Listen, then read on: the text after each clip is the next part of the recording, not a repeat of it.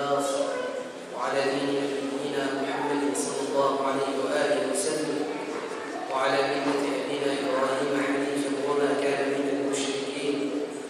اللهم إنا أمسينا منك في نعمة وعافية وستر فأتم علينا نعمتك وعافيتك وسترك في الدنيا والآخرة.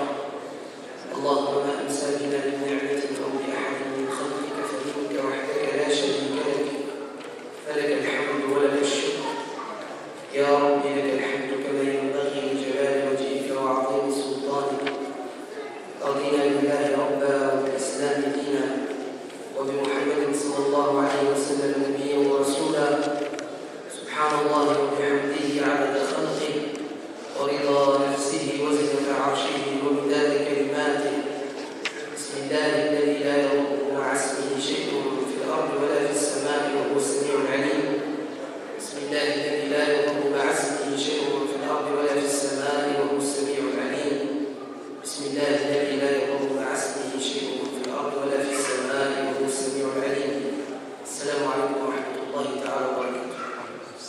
وصلنا بفضل الله تعالى إلى الحديث الثاني من باب أحكام صلاة الجماعة والإمامة.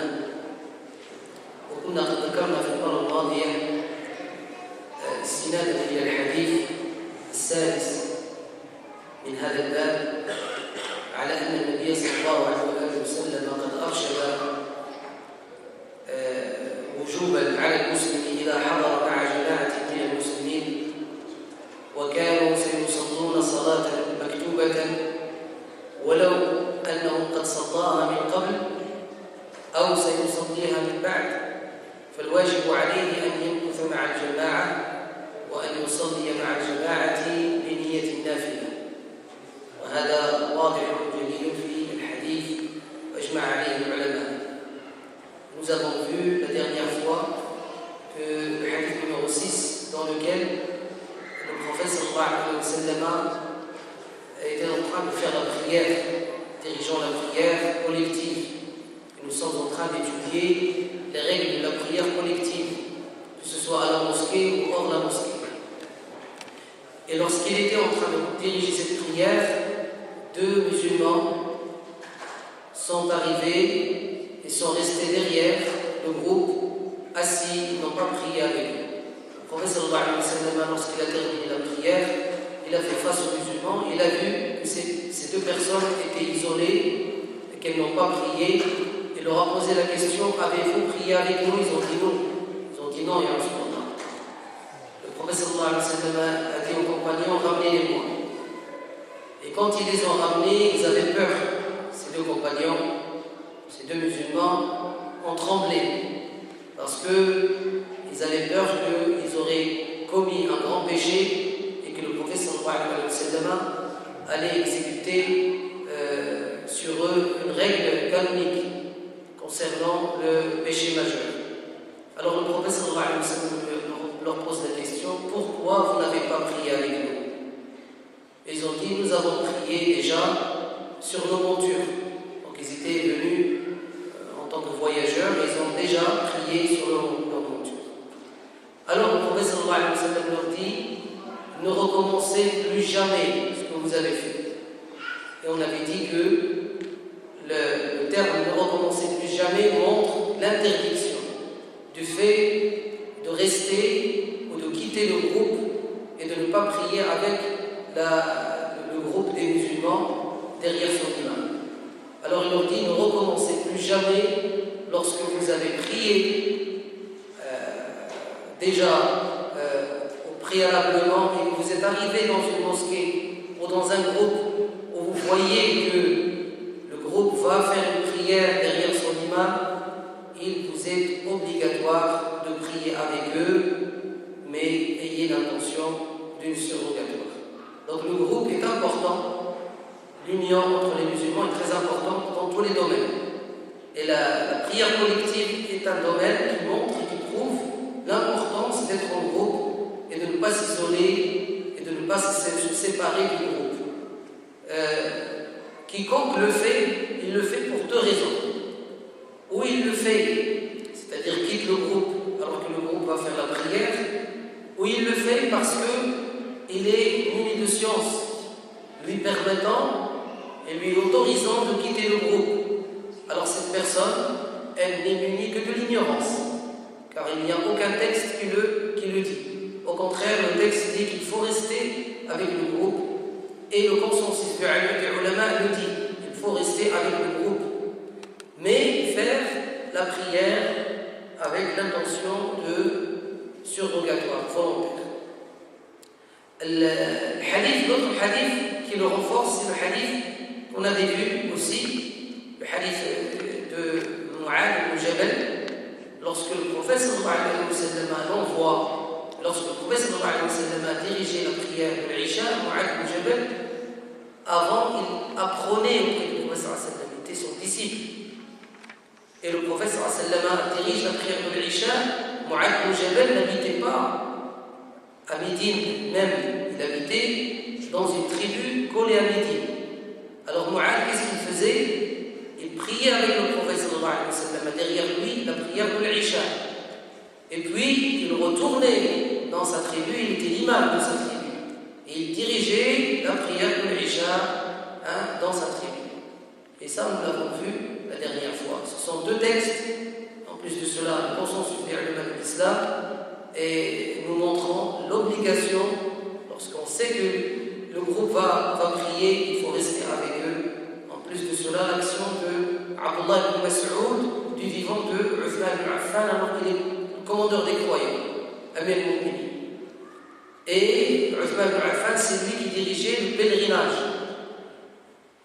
Arrivé à Arafat, le prophète sallallahu alayhi wa sallam dans sa sunna avait prié la prière de Dhuhr et l'Asr à Arafat comme prière de voyageurs, deux rak'at. Il les a rassemblés et il les a priés, il a réduit le nombre de rak'at. Uthman radiallahu anhu dirige la prière de Dhuhr et il prie 4 rak'at. Dès qu'il a terminé la prière, Abdullah ibn Mas'ud fait une réflexion. Il dit, subhanallah, comment ça se fait?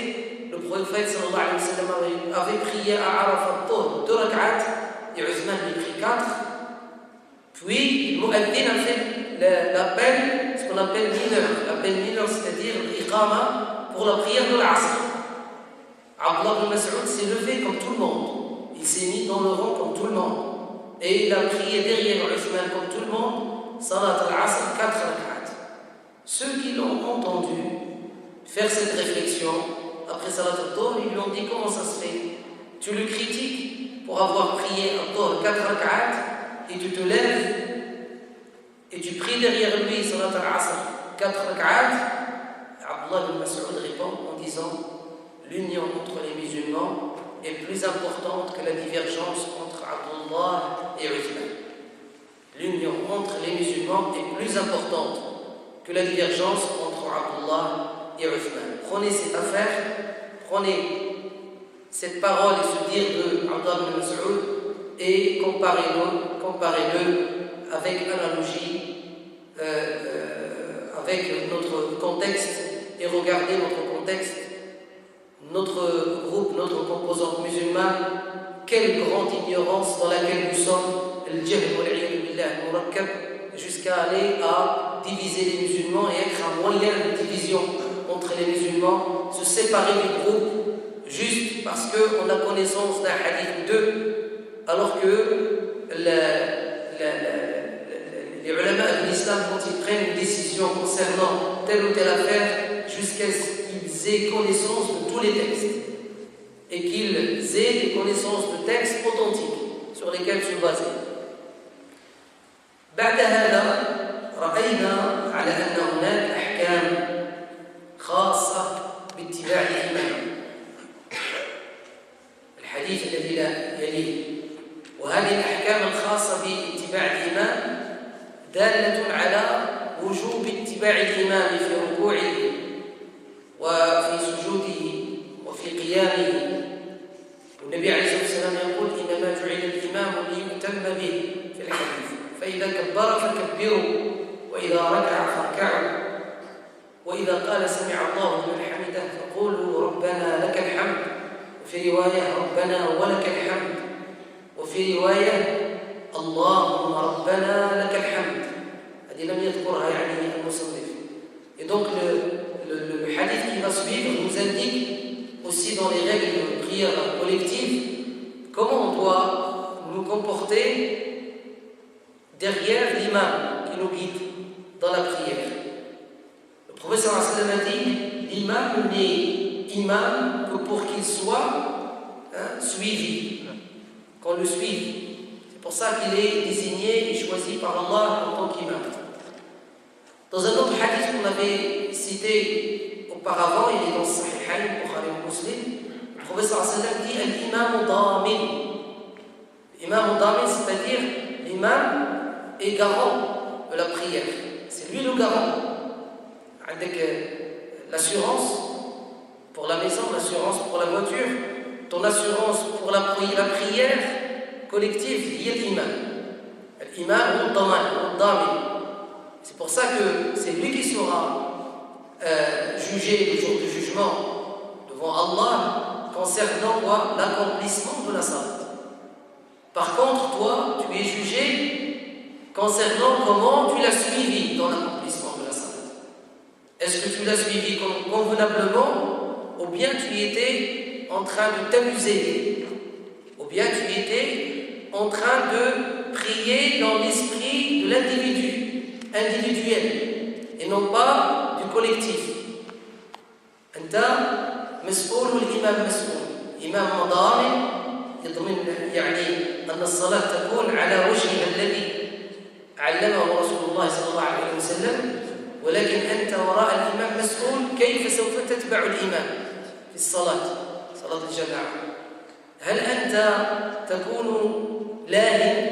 لاعب وراء الإمام أم تكون كما أراد لك رسول الله صلى الله عليه وسلم وعلمك إذا كبر فكبر وإذا ركع فاركع وإذا سجد فاسجد، فيكون يعني أولا الإمام يفعل الشيء وبعده تفعله أنت وليس في نفس الوقت مع الإمام.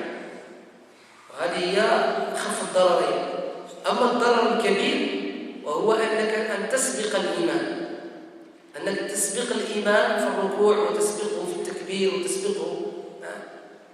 يعني الإمام يلا قال أنت قلتي أكبر وصلتي لها الله أكبر مشات، الإمام عاد يكمل أكبر من بعد منك، فتكون أنت سابق الإمام. خليك من الناس اللي الإمام يلا يقول وهم قاموا وقالوا سمع الله لمن حمده رفعوا راسهم، الإمام يلا يقول ماشي الهمزة ديال الله قبل من أكبر، يكونوا الناس خلاص راهم سجدوا مازال ما وصلش هو كاع الارض، الناس راهم سبقوه، وهذه تقع هنا حتى هنا، وانا كنحس بها ان الناس كيسبقوني وهؤلاء مسؤولين امام الله يوم القيامه، لانني انا كنفعل كل ما في وسعي حتى انني ما كنكبرش حتى كنقرب للارض، عاد كنكبر كل ما في وسعي حتى انه ما يسبقني حتى واحد. فالمسؤول على اتباع هو التابع، والمسؤول على الإمامة والضمان في الصلاة هو الإمام. هذا مسؤول يوم القيامة عند الله عز وجل، ويكون يعني إثمه أكبر من يتبعه.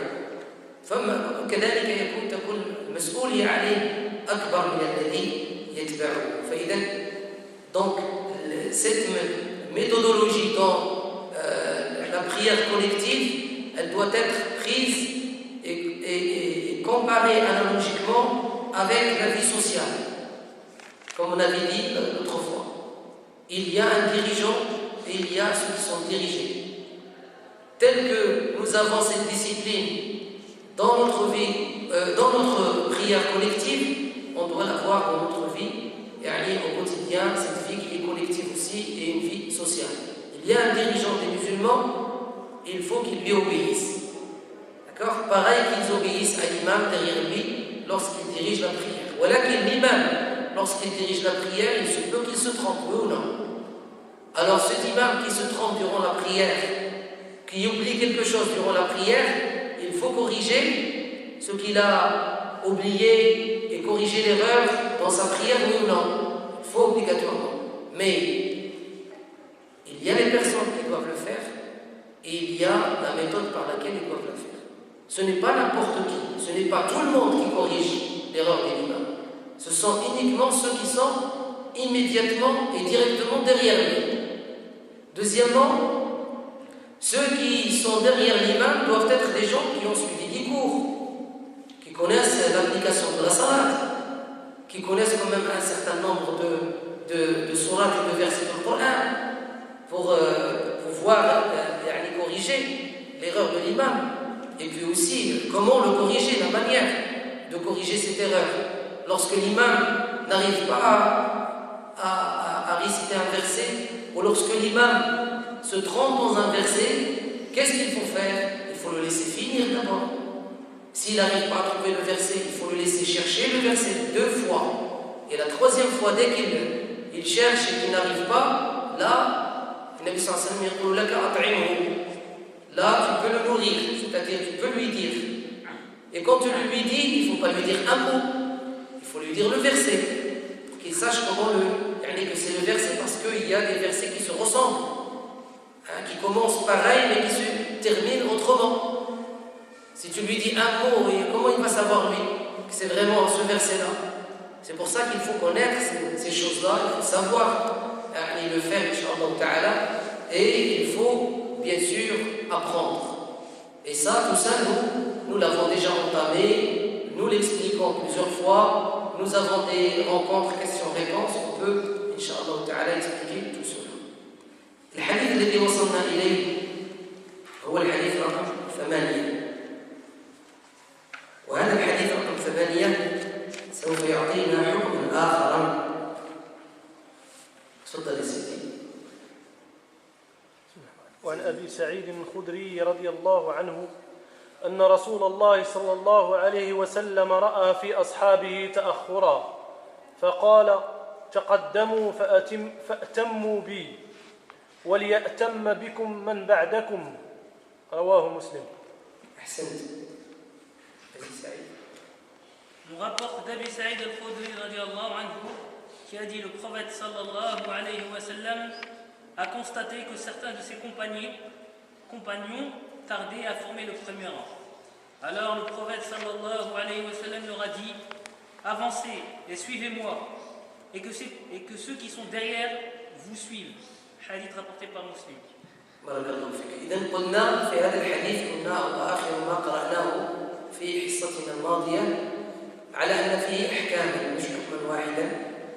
الحكم الأول هو الاقتراب، يعني الصف الأول من السنة أن يكون قريب من الإمام، ولذلك قال النبي عليه الصلاة والسلام تقدموا. فالصف الأول يكون قريب من الإمام.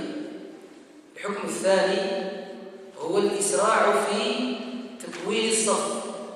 خاصة الآن الناس ما يبقوش يتمطلوا، يبقوا يتعطلوا، يبقى واحد كيتسنى الاخر، واحد باش يكمل الصف كاين فراغ في الصف والناس في الصف الثاني، واحد كيقول للاخر وزيد، الاخر كيقول وزيد، لا غير زيد انت، لا والله حتى تزيد انت، ونبقاو يعني الصف راه مازال ما كاملش. ويعني النبي صلى الله عليه وسلم ثبت عنه انه كان يقول: من وصل صفا وصله الله، ومن قطع صفا قطعه الله. وصل صفا يعني كان واحد الصف مقطوع، يعني فارغ، ودخل في الفراغ هو عمر هذاك الفراغ هذاك. فبعض الأحيان parfois il y a des gens il y a une place vide dans le premier rang. Le hadith nous dit plusieurs règles. La première règle, c'est que le premier rang, il est de la sunna qu'il soit proche de l'imam. Deuxième règle, c'est que lorsque le muaddin fait l'iqama, le adhan mineur, il faut que les musulmans forment les rangs rapidement. Il ne faut pas qu'ils attendent. Il ne faut pas qu'ils tardent à former le rang alors que le muaddin a déjà terminé. Et normalement, quand le muaddin termine l'iqama, l'imam, il kabbar Allahu Akbar, mubashara. Rappelez-vous, on a dit qu'il n'y a pas de dhikr entre l'iqama et le takbir. Les gens, le muaddin كمل قال لا إله إلا الله، الناس مازال يقولوا لا إله إلا الله وحده لا شريك له له الملك وله الحمد على كل شيء قدير. ما كايناش هذه يا عباد الله، ما كايناش. Il faut se concentrer. خصك توجد تحضر نفسك للصلاة. تفرغ نفسك للصلاة. Il faut que tu sois prêt dans l'humilité à la prière, à te concentrer. Il n'y a pas de dhikr entre l'iqama ou le takbir de l'imam Allah Akbar. Il a été rapporté dans toutes les prières qu'il a accomplies le prophète sallallahu alayhi wa sallam en dirigeant les musulmans. La majorité des prières qu'il a dirigées sallallahu alayhi wa sallam, il ne parlait pas entre l'iqama ou le takbir. Dès que le mu'addin dit La ilaha illallah, Allahu Akbar, le prophète sallallahu alayhi wa sallam dit qu'il parle. Ça lui est arrivé de dire Istawu, rangez-vous, alignez-vous.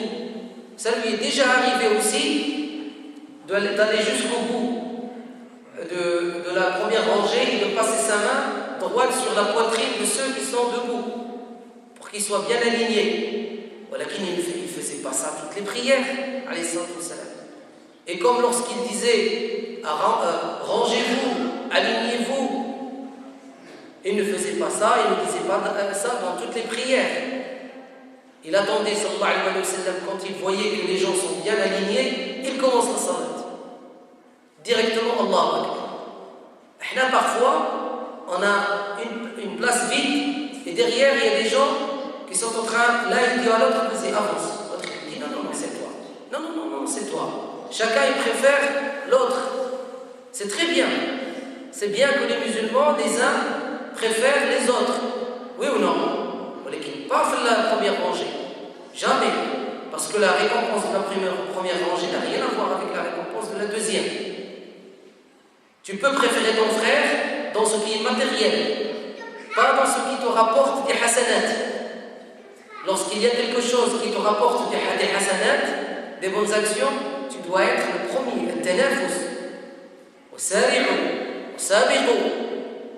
C'est comme ça qu'il dit Allah Azza wa Jalla. Concurrencez-vous. Devancez les uns les autres.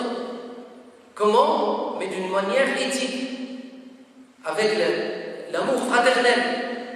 Et là, si tu tardes, tu fais retarder la prière. Et en même temps, il se peut que l'imam commence la prière alors qu'il y a un vide et que l'imam ne l'a pas vu. Qui est-ce qui a commis ce péché? C'est pas l'imam, c'est celui qui a vu qu'il y a le vide et qui ne l'a pas rempli. La même chose encore. Des gens qui font la prière surrogatoire avant l'iqama. À la deuxième rangée, par exemple. Nous, on sait qu'on n'a pas le droit de passer devant quelqu'un qui prie. Oui ou non? Quand ça? Lorsqu'il a mis sutra.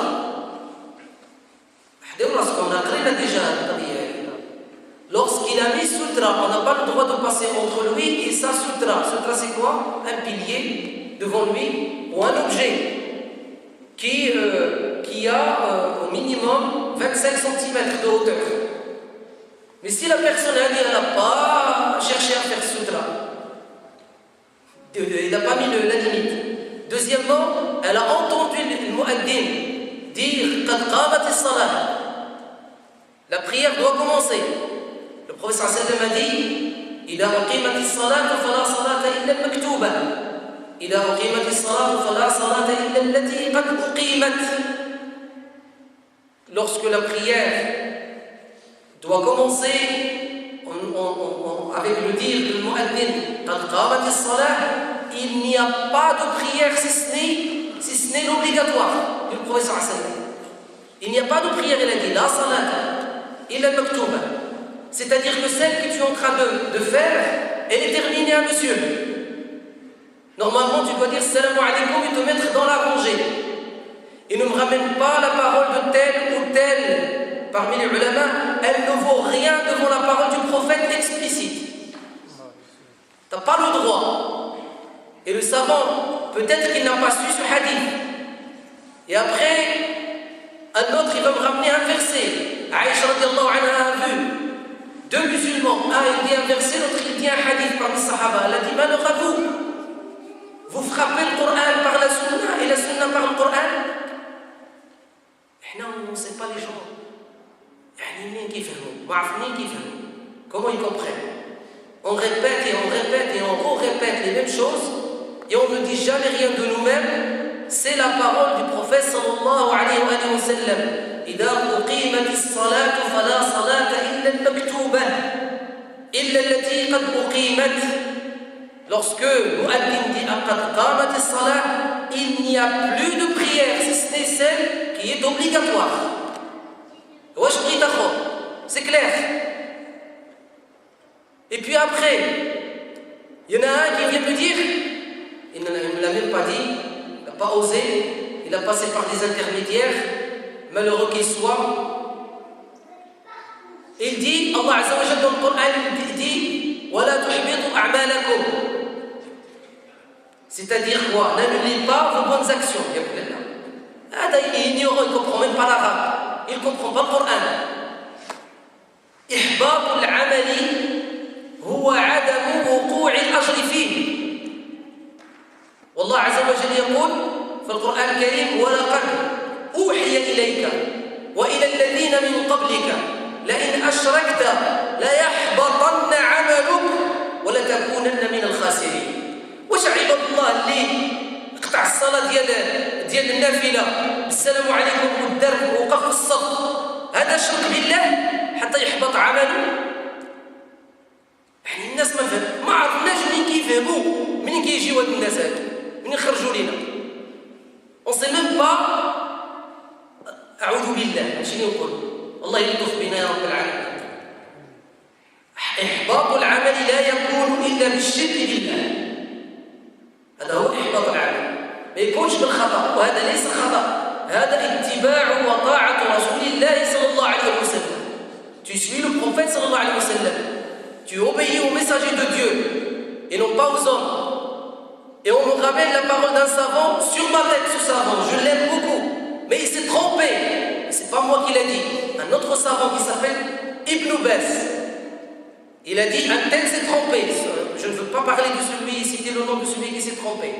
Pourquoi? Parce que le monsieur, il a dit quoi? Il a dit quand tu commences ta salat nafila et que tu es dans la deuxième rak'a et que tu as entendu qad qamat as-salat, fini la salat nafila tant que cette salat de nafila, écoute bien, ne va pas finir après salat obligatoire de l'imam. Wa billah alaykum tumouch, احنا واحنا بنت. T'as déjà vu une rak'a, elle va finir après 2 rak'at minimum ديال الفجر. Ou le fajr normalement, il doit être équivalent à la prière de l'Isha au minimum dans le temps. عمركم شفتوا هذه التوم؟ قال لك يا سيدي كمل الركعة هذيك ما دامت هذيك الركعة ما غادي تساليش قبل ما يسالي الإمام. منين جبتي هذه؟ فين يمكن تكون هذه القضية هذه؟ مع ذلك هذا الإمام هذا راه هو إكسبريس كيطير في الصلاة. ثم يا سيدي إذا كان هذا في الصف الأول ما غاديش يقطع علينا الصف الأول هذا؟ ما غاديش يكون كيصلي هو الإمام في نفس الوقت ولا لا؟ Oui ou non? Qu'il prie au même temps que l'imam? Oui ou non?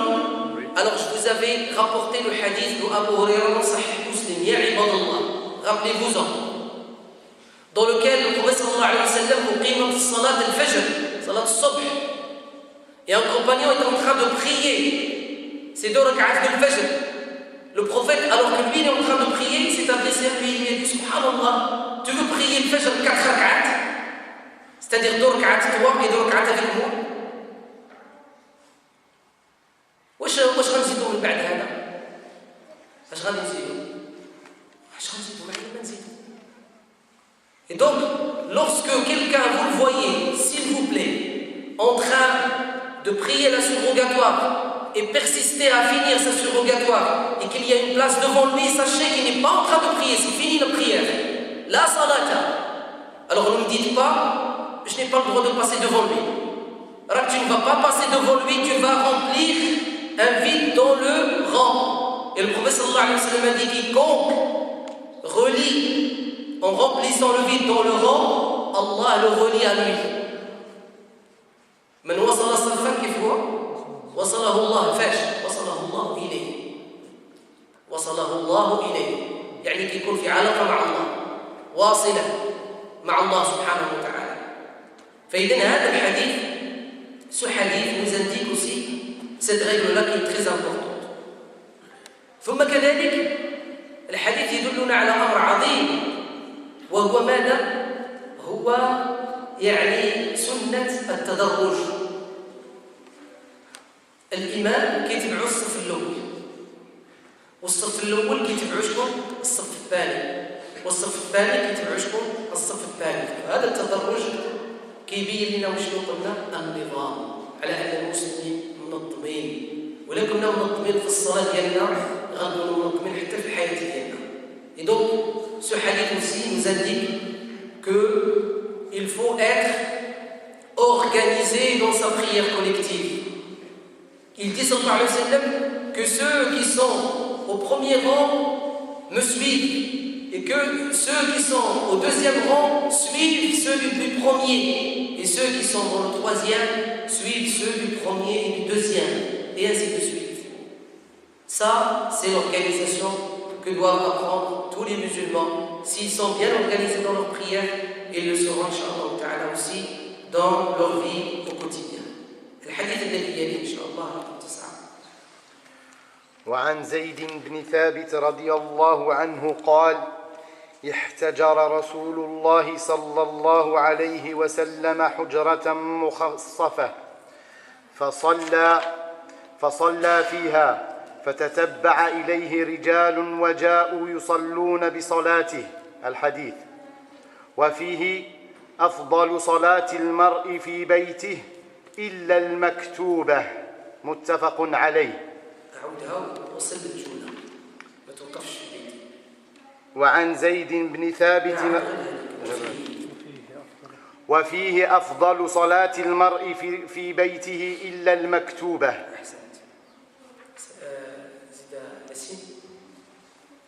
Zayd ibn Thabit radiallahu ta'ala anhu rapporte que l'envoyé de Dieu sallallahu alayhi wa sallam s'est rendu dans une petite pièce en paille pour y accomplir la prière. Un groupe d'hommes l'a suivi et a imité tous ses gestes durant le déroulement de la prière. À ce propos, il est rapporté également la prière la plus méritoire pour l'homme et celle qui accomplit chez lui, excepté les prières prescrites. أحسن. فهذا الحديث يدل على أمر مهم جدا، وهو قضية الصلاة الفردية التي غير مكتوبة على الإنسان. الأفضل له أين يصليها؟ هل يصليها في المسجد أم يصليها في بيته؟ يصليها في بيته. والنبي صلى الله عليه وسلم لما اتخذ هذا المكان، هذه الحجرة، قال يعني احتجر. يعني اتخذ حجرة، هذا هو احتجر، اتخذ حجرة. الحجرة يعني مكان صغير مسقف عليه سقف. هذا السقف هذا من الحصير، عرفتوا الحصير هذوك العواد القطافة، وقالوا هو مخصص يعني حجرة مخصصة. قال فصلى فيها فتتبع إليه رجال وجاءوا يصلون بصلاته. فهذه الصلاة التي كان يصليها صلى الله عليه وسلم هي صلاة فرض أم صلاة نافلة؟ هي صلاة نافلة، لأن الفريضة لا يصليها صلى الله عليه وسلم في عهده إلا في مسجده صلى الله عليه وسلم، لأنه هو إمام المسلمين. نعم. فإذا هذه الصلاة هي صلاة نافلة، ولذلك جاء في الحديث: أفضل صلاة المرء في بيته إلا المكتوبة. وسئل عليه الصلاة والسلام: ما أفضل الصلاة يا رسول الله؟ فقال صلى الله عليه وسلم: أفضل صلاة المرء في بيته إلا المكتوبة.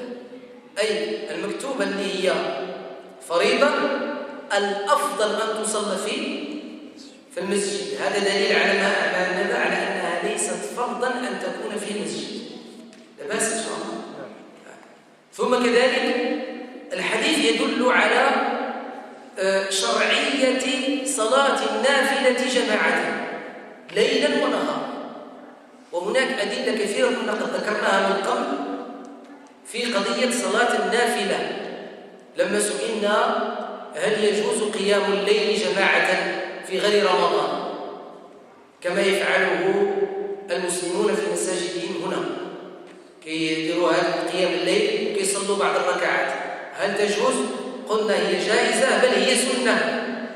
شرعها رسول الله صلى الله عليه وسلم وفعلها عليه الصلاة والسلام. فعلها في البيوت وفعلها في الحجرة هذه وفعلها صلى الله عليه وسلم في المسجد. فهي إذن شرعية مشروعة سنة من سننه صلى الله عليه وسلم. البدعة فيها هو أن يوقت لها وقت معين ويعد لها عدد معين من الركعات. هذه هي البدعة فيها. شفت؟ أما هي راهي سنة. البدعة فيها هو أنك تقول كل يوم خميس نقوم الليل. شحال؟ 15 ركعة 13 ركعة 20 ركعة وكل خميس نفس الركعات نفس العدد في نفس الليلة اللي هي ليلة الجمعة. أولا ليلة الجمعة لا يجوز قيام الليل فيها. أخباركم هذه أخباركم لا يجوز أن تقوم ليلة الجمعة. لماذا؟ لأنها ليلة ماذا؟ ليلة العيد. وليلة العيد ما كنصليوش فيها ما كيتقامش فيها. لما كنكونوا في رمضان كنصليو التراويح ولا لا؟ واش كنصليو التراويح ليلة العيد؟ أبدا. فإذا لا يجوز قيام ليلة العيد أبدا بالصلاة. لا يجوز. وهذا في حديث صحيح عن النبي صلى الله عليه وسلم.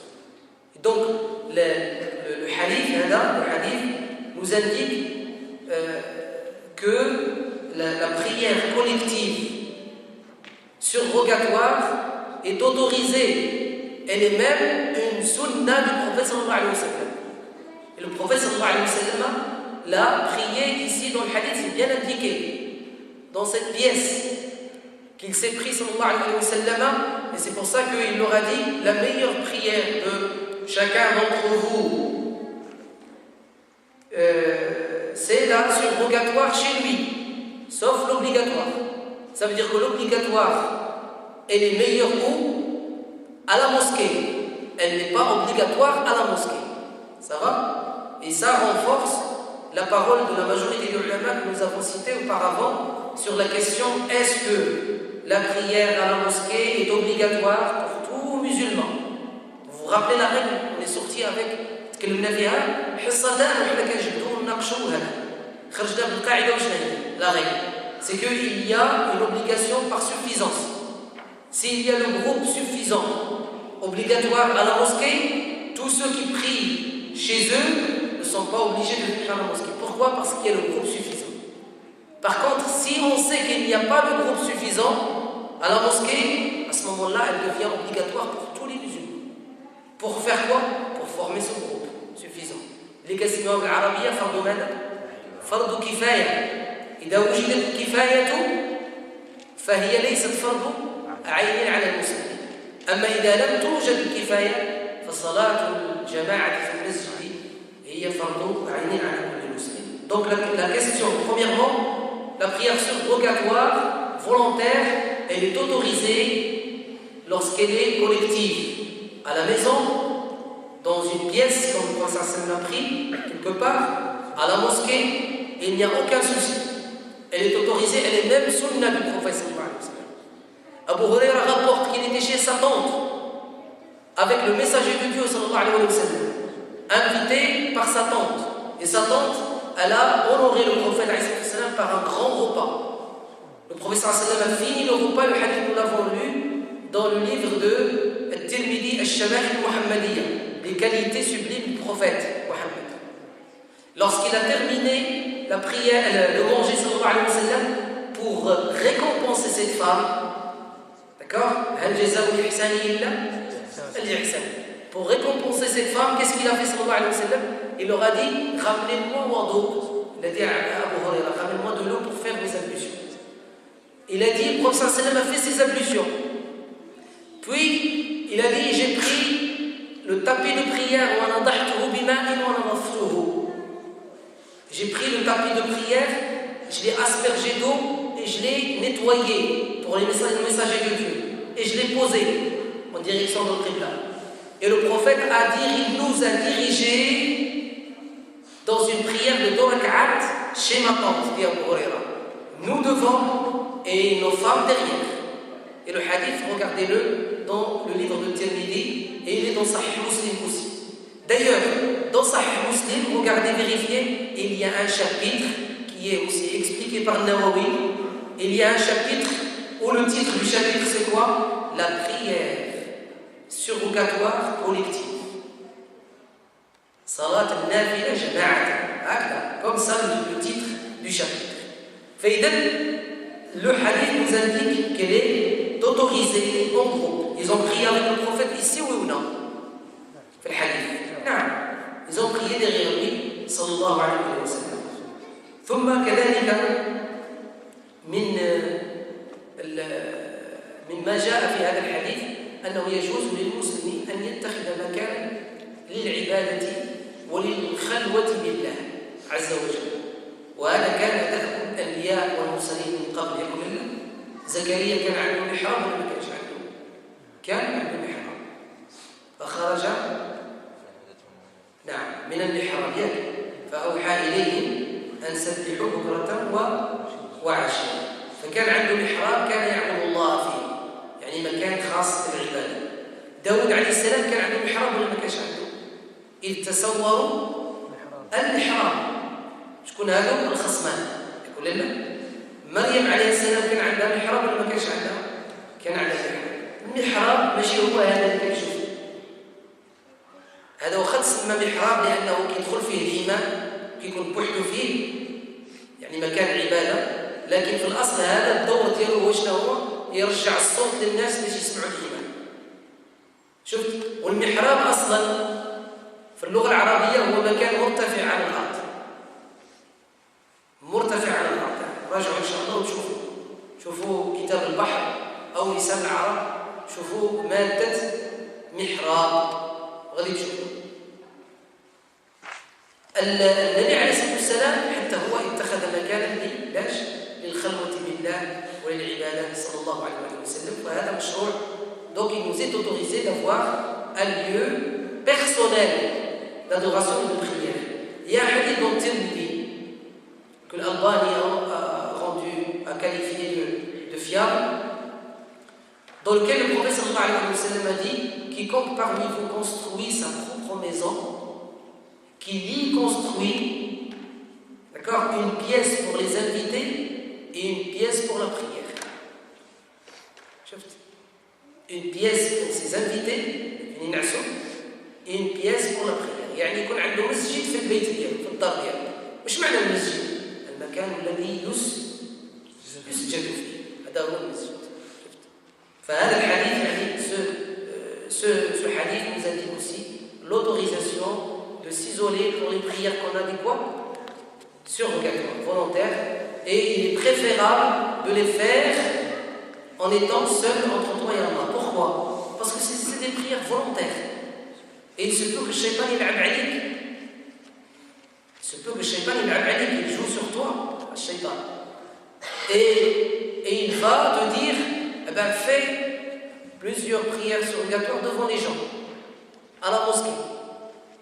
Allez, shfa' al-witr, prolonge bien la première raka'a et prolonge bien la deuxième raka'a, طول فيها حتى الناس يقولوا هذا كيصلي مزيان. Allez, dans la prière de l'witr, après le recours, lève les mains au bras, lève les mains au ciel et fais l'invocation de quoi? Qunut. Comme ça, le nez il est pieux. Fais ça chez toi. Omar radiallahu anhu est rentré à la mosquée, il a trouvé un homme en train de prier et pleurer. Dès qu'il a terminé, Omar était resté à côté de sa tête, debout, et tsenna. Dès qu'il a terminé, il lui a dit: Ya hada, law fa'altahu fi baytika lakana khayran lak. Il a dit: oh un tel, si tu le fais chez toi, ça aurait été mieux pour toi. D'accord? Hada, il était en train de faire quoi? Une prière surrogatoire. On ne parle pas de prière obligatoire. La prière obligatoire, Omar lui-même, dirigeait la prière de Fajr par exemple. On rapporte, il dirigeait la prière de Fajr et souvent il récitait Surat Yusuf. Et il arrivait au verset dans lequel Ya'qub s'adressait à ses enfants, l'awlad ديالو, اش كيقول لهم؟ كيقول لهم فصبر جميل Wallahu al-musta'anu ala ma tasifun. Lorsqu'il arrive à ce verset-là, Omar radiyallahu anhu, il bloque et il pleure longtemps jusqu'à ce que les gens aient pitié de lui. Et ça lui est arrivé à Omar radiyallahu anhu de faire la prière, de diriger la prière et de pleurer et de tomber malade à cause de ses pleurs pendant 1 mois et les gens lui rendent visite. Ça, c'est dans la prière obligatoire. C'est dans une prière où il est préférable et il vaut mieux, selon la majorité de l'ulama, la faire collectivement. Mais la prière surrogatoire, il vaut mieux la faire quoi? Individuellement, afin que cette relation avec Allah reste individuelle. علاش سيدي توليها للناس؟ بينك وبين الله عز وجل.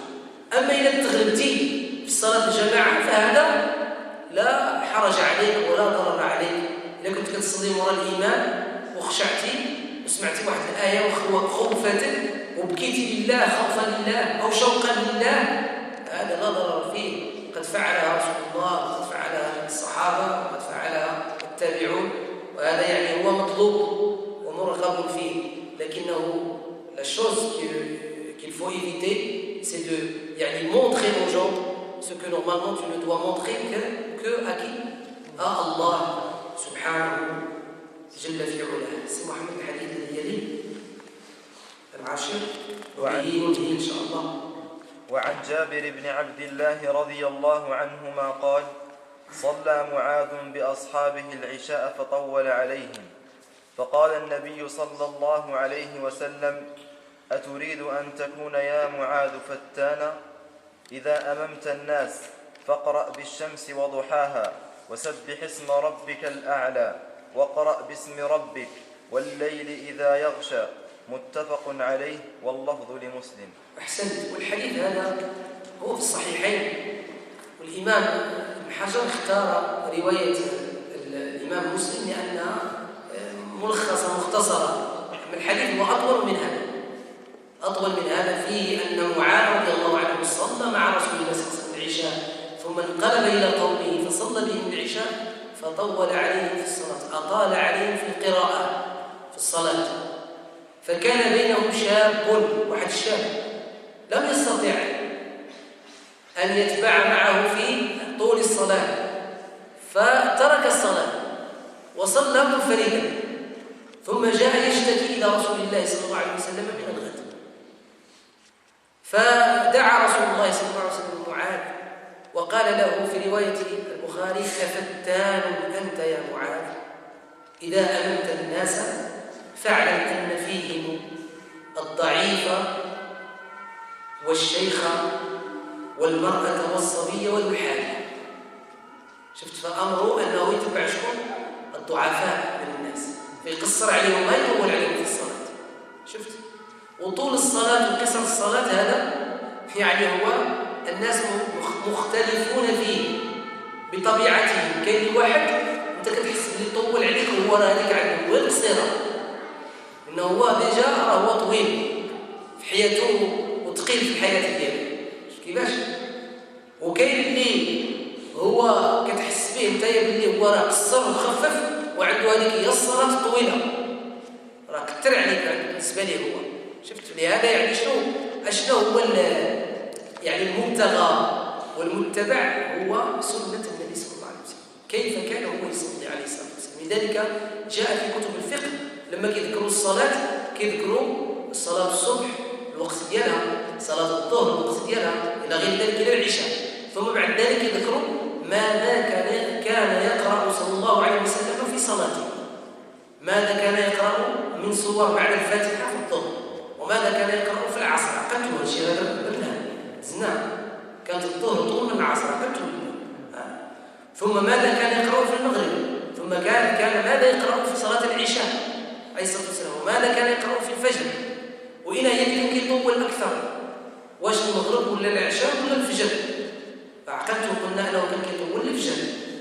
الله عز وجل يقول: وقرآن الفجر، يعني يكون فيه قراءة طويلة. ومن بعد الفجر شنو يكون كيطول؟ العشاء.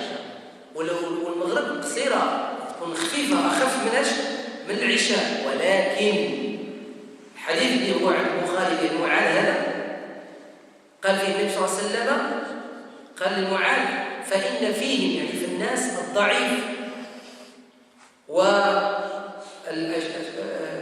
والشيخ والمرأة والصبي وذو الحاجة. فإذا كان يأخذ الضعيف معناه أنه كل واحد يعرف شنو الجماعة ديالو. كاين الإمام اللي كيصلي للطلبة الشباب، شوف كيفاش كاين الإمام اللي كيصلي الناس عنده معاه ناس كبار في السن. فهذا شنو كيدير؟ يخصو الإمام يتبع شنو؟ يتبع الضعيف. النبي صلى الله عليه وسلم يقول سيروا سيرا ضعفائكم. Donc dans le fait de diriger la prière, le prophète sallallahu alayhi wa sallam a indiqué que l'imam doit être léger dans ses récitations du Coran durant sa prière et doit prendre en considération et tenir compte des plus faibles qui sont parmi ceux qui prient derrière lui. Il dit, parmi eux, il y a la personne âgée, il y a les femmes, il y a les enfants, et il y a les personnes qui ont des besoins. Quelqu'un il a un rendez-vous, quelqu'un il travaille. شو كيفاش؟ أنت تصلي الظهر. شوف أنت الظهر فوقاش؟ تصلي الجمعة فوقاش غادي دير صلاة الجمعة؟ واش غادي ديرها على حساب الناس اللي كيصليو عندك؟ Ça dépend des gens qui prient dans ta mosquée. واش dans ta mosquée il y a plus de retraités ou plus de personnes qui travaillent? Dans ta mosquée il y a plus de chômeurs ou plus de... D'accord?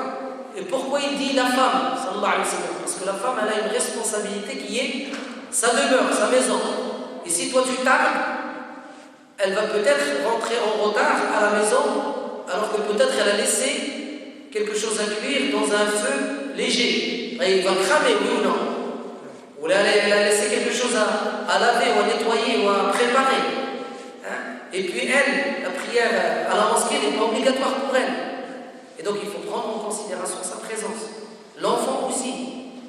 Et la présence aussi de Du'afa, les plus faibles. Il y a des gens qui sont malades, il y a des gens qui sont handicapés, il y a des personnes âgées ou malades qui ont un problème de prostate. Et il n'arrive pas à tenir le dos. Et toi tu vas lui faire un prêche vendredi, خطبة الجمعة فيها ساعة وفين غادي انت؟ ما بقاش هذه خطبة ديال الجمعة. ولات حاجه هذه ولات مصيبه على الناس. Parce que les spécialistes ils disent les gens se concentrent entre 17 et 20 minutes de concentration. C'est là où c'est pendant cette période que tu dois leur donner. ما تفوتش يعني plus que 20 minutes تاع الخطبه. تقولوا لنا حنا ترى كديروا الساعه كتحسبوها عليا العفات. كاين اللي كيشوف لنا وكاين اللي كيشوف النور. والحاج العياشي دار النيميريك تاع اصحاب النيميريك والانالوجيك تاع اصحاب الانالوجيك. كلشي خصو يشوف ويعرف ويحسب. لكن انا ما تحسبولياش نص ساعه. كونوا منصفين يحسبوا لي 4 ساعات الحقيقه. لان انا كندير العربيه والفرنسيه انا والعربيه. العربيه والفرنسيه. اذا النص ديال العربيه والنص ديال الفرنسيه ولا درت فيهم كلها نص ساعه انا ولا عبدي شحال كتجي لينا شحال هي في الحقيقه كلهم منصفين شحال هي ربع ساعه لانك كدير ربع ساعه بالعربيه وربع ساعه بالفرنسيه هي شحال ربع زائد ربع شحال ومنهم عبد العزيز شحال ساعه هيك ربع ساعه نصف ساعه اذا ربع ساعه العربيه وربع ساعه الفرنسيه الانسان ما يطولش على الناس يعني الناس غادي يتعبوا مساكن واحد خصو يعاود يمشي يتوضا ويخرج باش يتوضا ويعاود يعني يشق الصفوف يرجع يشق الصفوف وكاين اللي يحشم مسكين يبقاو الناس يشوفوا فيه غادي وكاين اللي ما كيحشمش كيبقى يشوف هذاك اللي غادي كيفاش فافضل انه الانسان حتى غير يوصل لهذيك النص ساعه ديالو شنو يدير يحبس يا اخي من عليها كمالها كملها المره الجايه او دير مع الناس موعد كل يوم في العصر نكمل لكم ولا بين المغرب والعشاء نزيد لكم شفت فهذا يكون افضل ان شاء الله تعالى. Et donc l'imam a aussi une éthique et a des règles et la première règle elle est dans ce hadith. Là on va commencer à parler des règles de quoi? De l'imam. La première règle de l'imam c'est de prendre en considération ceux que tu diriges et d'aller avec eux selon le rythme du plus faible. Que que ce soit l'imam avant la prière ou que ce soit l'imam al-Kubra, Imarat al-Mu'minin, commandeur des croyants, ou bien comme ici dans notre mosquée, on a un président, un recteur qui dirige la mosquée, et donc il dirige selon le rythme les plus faibles, et il prend en considération les plus faibles parmi nous, Inch'Allah ta'ala. في هذا القدر كفاية أسأل الله أن ينفعنا جميعا ويقوينا ويحفظنا من كل سوء ويتجاوز عنا سيئاتنا وأخطاءنا فإنه ولي ذلك والقادر عليه. سبحانك اللهم وبحمدك نشهد أن لا إله إلا أنت نستغفرك ونتوب إليك. سبحان ربك رب العزة عما يصفون، سلام على المرسلين والحمد لله رب العالمين.